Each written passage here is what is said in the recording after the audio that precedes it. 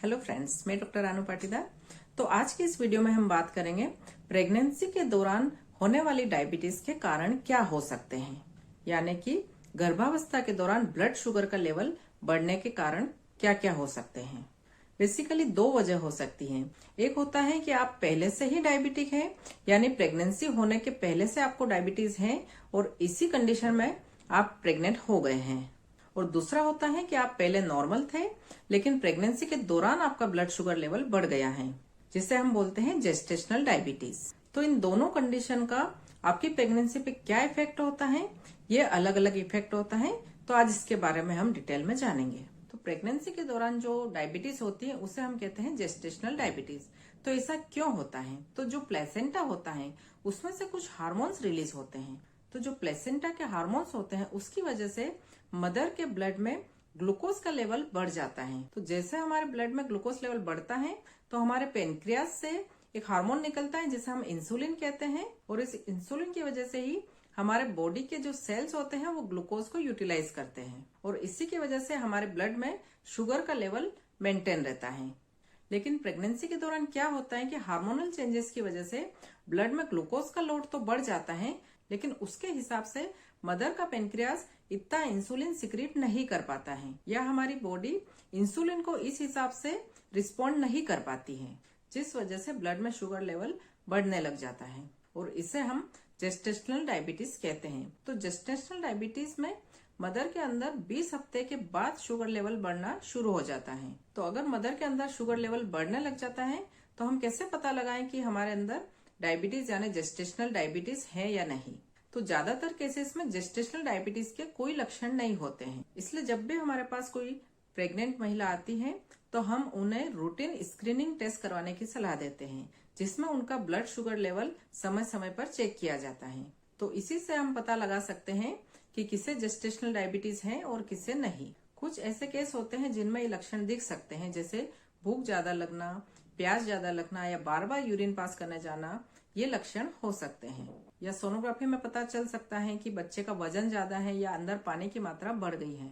Gestational diabetes को पता लगाने के लिए कुछ खास तरह का स्क्रीनिंग टेस्ट करवाया जाता है, जिसे हम कहते हैं ग्लूकोज चैलेंज टेस्ट। तो अगर आप हाई रिस्क कैटेगरी में नहीं आते हैं, यानी आपको जेस्टेशनल डायबिटीज होने का खतरा कम है, तो ऐसे केस में हम मदर का 20 वीक के बाद एक शुगर टेस्ट करवाते हैं, एक 24 वीक पे करवाते हैं और दूसरा 28 वीक पे करवाते हैं। तो इसमें डॉक्टर प्रेग्नेंट मदर को ये सलाह देते हैं कि आपको जीटीटी टेस्ट करवाना है, जिसमें आपको 75 ग्राम ग्लूकोज पीने के लिए दिया जाता है, और ये ग्लूकोज पीने के 2 घंटे के बाद आपका ब्लड लिया जाता है और उसमें ब्लड शुगर टेस्ट किया जाता है। तो इसमें ये चेक किया जाता है कि क्या हमारे ब्लड में अगर शुगर लेवल बढ़ता है तो हमारे पेनक्रियास से जो इंसुलिन रिलीज होता है उसे इस बढ़े हुए शुगर लेवल को मेंटेन करने की क्षमता है या नहीं। अगर आपका इंसुलिन नॉर्मल फंक्शन कर रहा है तो 2 घंटे के बाद जो शुगर टेस्ट किया जाता है वो नॉर्मल आएगा, यानी कि 140 मिलीग्राम पर डेसीलीटर के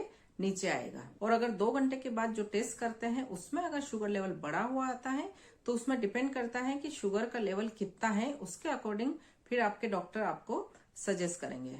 इसलिए ये रूटीन स्क्रीनिंग करवाना बहुत जरूरी है। और जिन लोगों में रिस्क ज्यादा है, जैसे कि प्रेगनेंसी कंसीव करते समय ऑलरेडी उनका वजन ज्यादा है, या प्रेगनेंसी होने के बाद ज्यादा वेट गेन कर रहे हैं, या पिछली प्रेगनेंसी में भी उनके बच्चे का वेट ज्यादा था और उन्हें पिछली प्रेगनेंसी में भी जेस्टेशनल डायबिटीज हुआ था, या पिछली प्रेगनेंसी में बच्चा पेट के अंदर ही खत्म हो गया, या फिर डिलीवरी के तुरंत बाद बच्चे में कुछ कॉम्प्लिकेशन हुआ और वो खत्म हो गया, या फिर प्रेग्नेंट मदर की फैमिली में स्ट्रॉन्ग डायबिटीज की हिस्ट्री है, तो ऐसे केस में प्रेगनेंसी के दौरान डायबिटीज होने की संभावना काफी बढ़ जाती है और आपको हाई रिस्क कैटेगरी में रखा जाता है। तो ऐसे केस में हो सकता है कि आपके डॉक्टर 20 से 24 वीक के पहले ही आपका शुगर स्क्रीनिंग टेस्ट करवाएं। ऐसे केस में 2 बार के बजाय 3 या 4 बार भी स्क्रीनिंग टेस्ट करवाना पड़ सकता है। अदरवाइज रूटीन केस में 2 बार स्क्रीनिंग टेस्ट करवाया जाता है, एक 24 से 26 हफ्ते में और दूसरा 28 से 30 हफ्ते में। तो अब देखते हैं कि क्यों आपके डॉक्टर आपका शुगर स्क्रीनिंग टेस्ट करवाते हैं। वो इसलिए जरूरी होता है कि अगर मदर के ब्लड में शुगर की मात्रा बढ़ी हुई रहती है तो यही ब्लड मदर के थ्रू बच्चे के शरीर में जाता है और उसका ब्लड शुगर लेवल भी बढ़ जाता है। तो इसके चलते बच्चे का वजन नॉर्मल से ज्यादा हो जाता है। जनरली बर्थ के समय बच्चे का वजन 3 किलो होता है, लेकिन ऐसे केस में बच्चों का वजन 3.5 किलो, 4 किलो या 4.5 किलो भी हो सकता है। और अगर बच्चे का वजन नॉर्मल से ज्यादा होता है तो इसे हम कहते हैं मैक्रोसोमिया, और ऐसे केस में नॉर्मल डिलीवरी होना बहुत मुश्किल हो जाता है और सिजेरियन के चांस बढ़ जाते हैं। कभी कभी मैक्रोसोमिया के साथ साथ मदर के अंदर जो पानी है उसका लेवल भी बढ़ जाता है और इसकी वजह से भी डिलीवरी में प्रॉब्लम हो सकती है। और अगर मदर को शुरू से ही शुगर लेवल बढ़ने लग जाता है और उसको अगर स्क्रीनिंग नहीं किया और मदर को अनकंट्रोल डायबिटीज रहती है तो इसका बच्चे पर काफी बुरा असर पड़ सकता है। जैसे बच्चे के कार्डियक इफेक्ट हो सकता है, न्यूरोसाइकोलॉजिकल इफेक्ट हो सकता है, ओबेसिटी के चांसेस बढ़ जाते हैं या उसको फ्यूचर में डायबिटीज के चांसेस भी बढ़ जाते हैं। और अगर मदर की शुगर अनकंट्रोल रही और बिल्कुल भी ध्यान नहीं दिया गया तो ये भी हो सकता है कि आखिरी में बच्चे की धड़कन रुक जाए और उसकी मदर के पेट के अंदर ही डेथ भी हो सकती है, या फिर इमीडिएटली डिलीवरी के बाद भी बच्चे की डेथ हो सकती है। तो इसलिए बहुत जरूरी हो जाता है कि अगर आपको जेस्टेशनल डायबिटीज है तो इसका अर्ली स्क्रीनिंग टेस्ट करवाया जाए और इसको प्रॉपर मैनेज किया जाए। तो अगर आपको जेस्टेशनल डायबिटीज डिटेक्ट होती है तो इसे हम 2 कैटेगरी में डिवाइड करते हैं। एक होता है A1 और एक होता है A2।